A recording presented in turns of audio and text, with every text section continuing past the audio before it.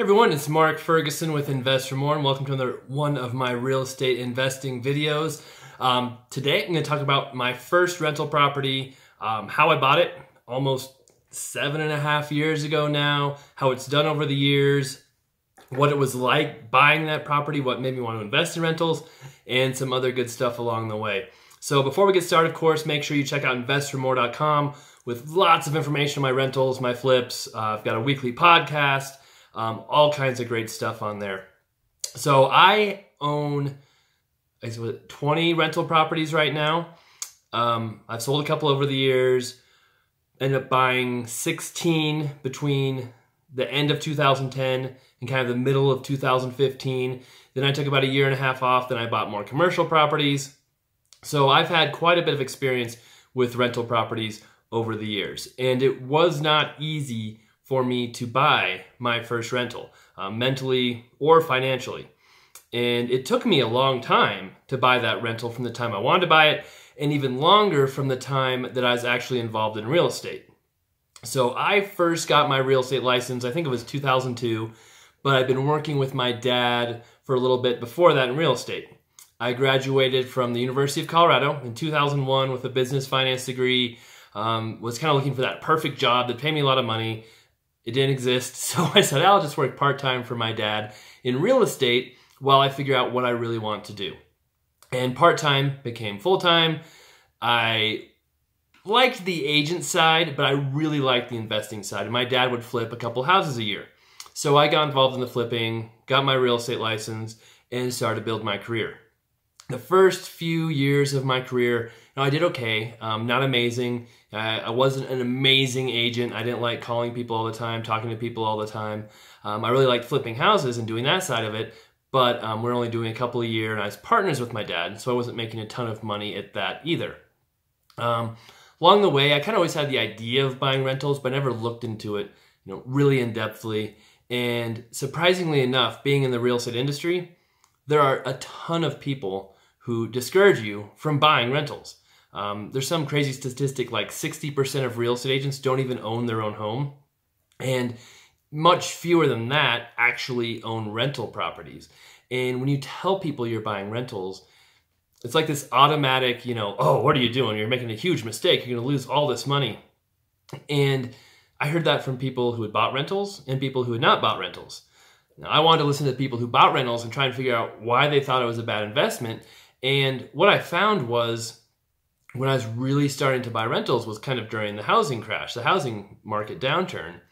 And a lot of people had paid full retail value, had bought properties that had no cash flow, and the prices had decreased 30%. So that's why they thought they were a bad investment. I cannot blame them for that. But I had a completely different strategy about buying my rentals. So along the way, like I said, I was flipping a few houses with my dad, selling a few houses as an agent. And then around 2005, 2006, I was kind of getting tired of the way things were going. I was doing okay, but not as well as I thought I should be. And I knew I had to make some changes in my life. And long story short, I got into the REO business. So I started doing BPOs, broker price opinions, and listing foreclosures for banks and HUD. It was not easy work. It took a long time to get into that business. I went to a lot of conferences, really got outside my comfort zone. But I went from kind of selling maybe 15 houses a year to selling 200 houses a year in about a 3-year span. So things really changed for me financially. I was making a lot more money, and even though I was making a lot more money, it seemed like I wasn't saving, or I didn't have enough to show for the money I was making. I wasn't going crazy, spending money everywhere. I had, a Ford Mustang still. That was my daily driver. I'd never had a car payment at that time. I think I eventually bought an Infiniti G35 that was used as my commuter car, but I wasn't going crazy spending. I still didn't have a lot to show for it. And I invested some money in the stock market, but I knew I needed a different way to invest. So that's when I really got serious. I started looking at all the different ways you can invest, from franchises to the stock market, to bonds, to starting a business, to real estate. And I tried not to be biased about it. I wanted to do what was best for myself, not what was easiest. And real estate kept coming up as the best investment from what I researched, from the books I read, from things I learned. So I made a goal to buy a rental property. I was going to do it, and eventually I did buy one in 2010. Like I said, it took me a while, but there were a lot of hiccups along the way. Even though I was making quite a bit of money, it was hard to save it. I was meeting my wife at the time. We'd gotten married. We bought a new house. We got pregnant. So all kinds of things happened where it's just like, as you make more money, it's very easy to spend it. So what ended up happening was we moved into a house, it's 2009, and it was a foreclosure. So really good deal. We bought it for about $200,000, borrowed money from my sister and my father-in-law, so we had to pay cash at the foreclosure sale. Then I ended up refinancing the property, paying them back. We lived in there about a year, and then I refinanced it again and was able to take quite a bit of cash out of the house. So that is where I got the down payment for my first rental, was pretty much the refinance proceeds that was about $40,000 in that range, I would say. And so I had some money finally. Then I had to find the right property. And I looked for a while, couldn't find anything too amazing, even though, it's 2009, 2010, had a lot of foreclosures, but I didn't want to spend a ton of money rehabbing a house.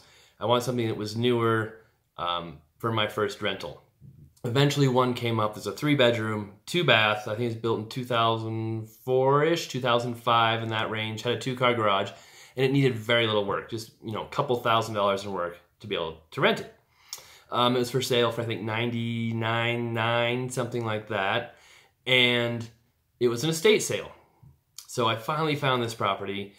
At the time, my wife was pregnant with twins. So for those of you who say, oh, we're having kids is never a good time, I bought my rental property at one of the worst times you possibly could, and it still worked out. But she was pregnant, found the house, made an offer on it. Since I was a real estate agent, I didn't have to pay a commission to another agent. I could keep that commission, so I knew I had that money coming back to me. I think I offered $96,900. I said, hey, if you get any other offers, please let me know. And so the other agent, of course, did not let me know. In a couple of days, I saw the house was under contract. I call him. I'm like, hey, what happened? I had an offer on this, never heard anything. He's like, oh, we got another offer that's higher. Sorry, I forgot to call you and let you know. And I was super disappointed because I would have made a better offer if I'd known I was competing with someone else. And agents are supposed to tell you if they get other offers, but he didn't do it, obviously. So I was pretty bummed, kept looking for rentals. Well, a few weeks later, that same agent calls me and says, hey, this deal fell apart. They couldn't get financing. Are you still interested? I said, yes. He's like, okay, I'll send you the contract right now for $96,900. I won't even put it back on the market. So I was like, sweet. I got my first rental, and I was using a conventional lender. So just a mortgage broker I know. He convinced me to put 25% down because there's a slightly lower rate, like 1/8% interest rate lower, even though I could have put 20% down. And looking back on it, I really wish I would have put 20% down because I can do so much more with that extra cash than pay 1/8 of a point less in interest. But I didn't know any better at the time as a learning experience. And I was ready to go, ready to close. Well, the lender wanted every single piece of my financial history for like the last 5 years. It was insane. And since I was self-employed, that made it more difficult. They wanted a copy of every paycheck I had that was over $1,000.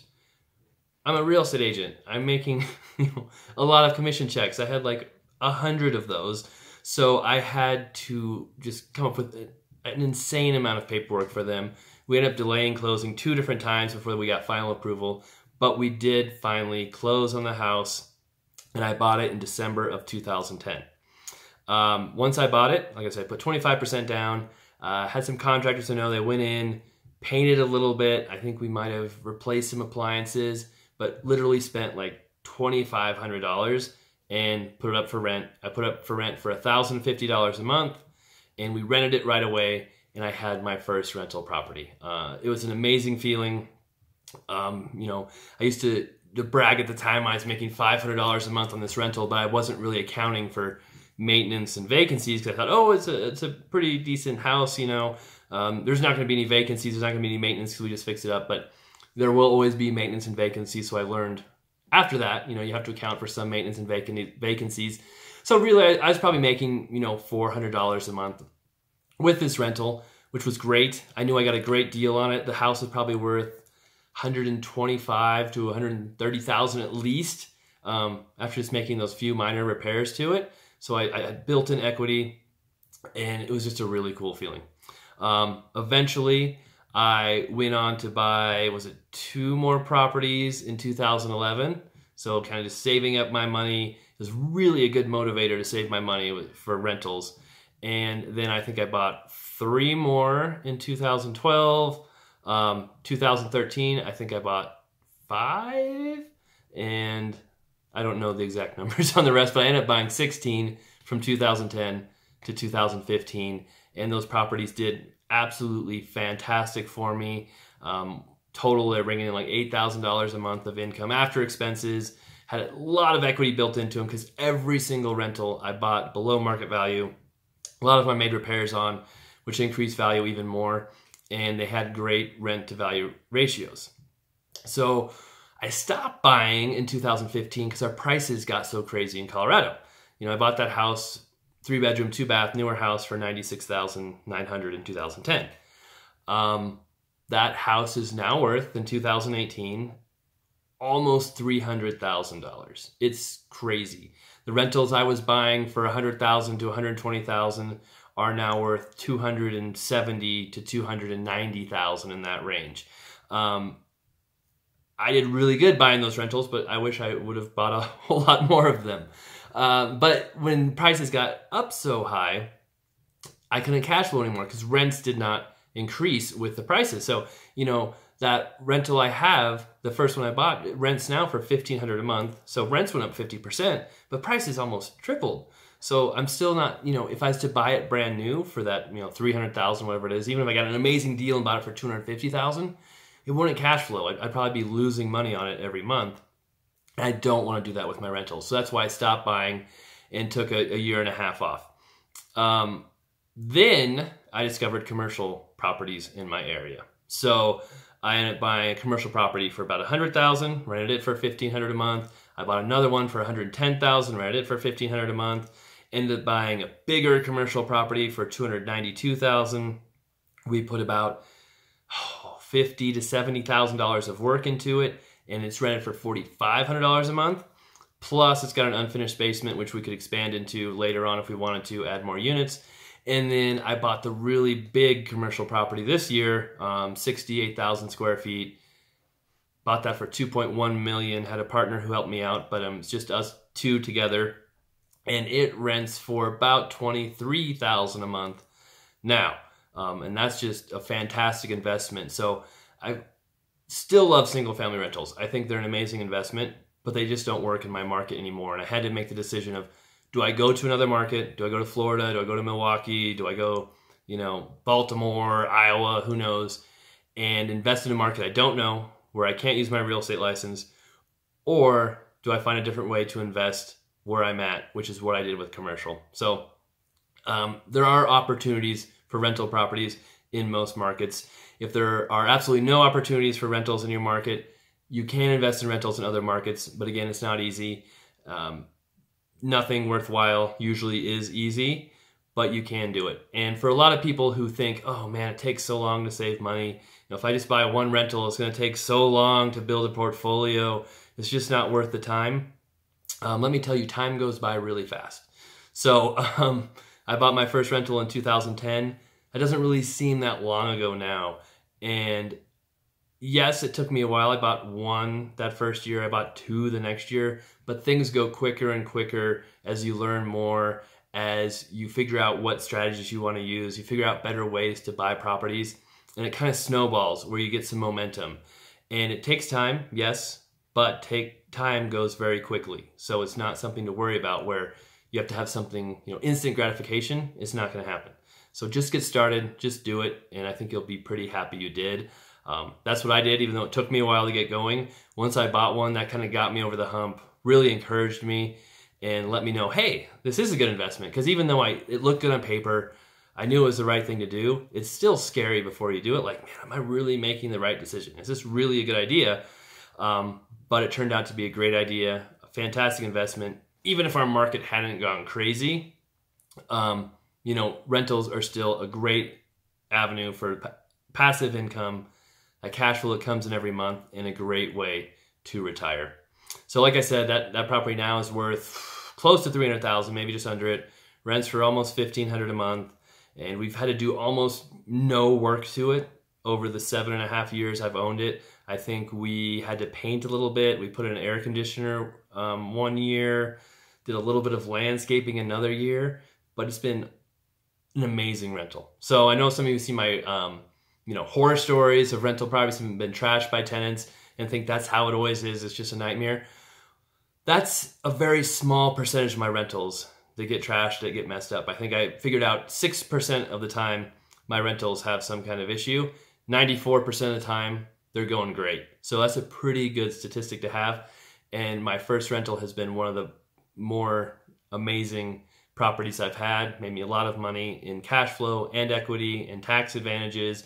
It's just been a lot of fun too to have it. And I know a lot of people kind of talk about, hey man, your market's so crazy. Why don't you just sell everything and cash out? And well, I could, but then I'd have no cash flow coming in. And it's also kind of sentimental. My first rental, I'm not sure I could ever sell that. But I still, I want to build that cash flow bigger and bigger and bigger. And if I really need cash and money out, I can always refinance them. I don't have to sell them. And that money, when I refinance it, is tax-free as well. Or if I sell them and don't do a 1031 exchange, I would be taxed on that gain and depreciation recapture, all that good stuff. So there is a lot that goes into rentals, buying rentals, but it's been an amazing journey for me and a lot of fun. So like I said, make sure you check out investformore.com with lots more information on my rentals. I've got a page under my resources menu that lists all the rentals I own with the numbers and videos if I have them. I don't have a video of my first one because it was before I started doing videos, and it's been rented ever since.